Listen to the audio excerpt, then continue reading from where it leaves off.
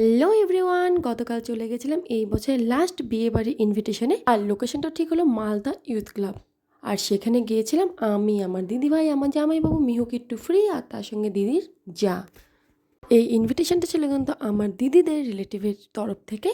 তো সেখানে পৌঁছেই কিন্তু প্রথমে দেখলাম ঝাঁ চকচকে খুব সুন্দর ডেকোরেশনের ব্যবস্থা। তারপর আমরা সেখানে ঢুকে গিয়ে যাদের রিসেপশন পার্টি চলছিল তাদের সাথে অবশ্যই দেখা করলাম, সেই সব ক্লিকগুলো কিন্তু করা হয়নি। তারপর মিহুর সাথে একটু সেলফি নিয়ে নিলাম।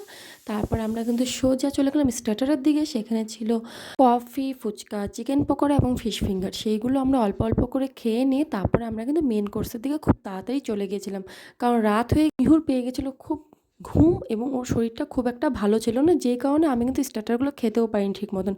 আর তারপর এখানে একটু ফটো তুলে নিলাম এবং ভিডিও করে নিচ্ছিলাম। এই দেখো ডেকোরেশনটা সত্যিই কতটা সুন্দর ছিল।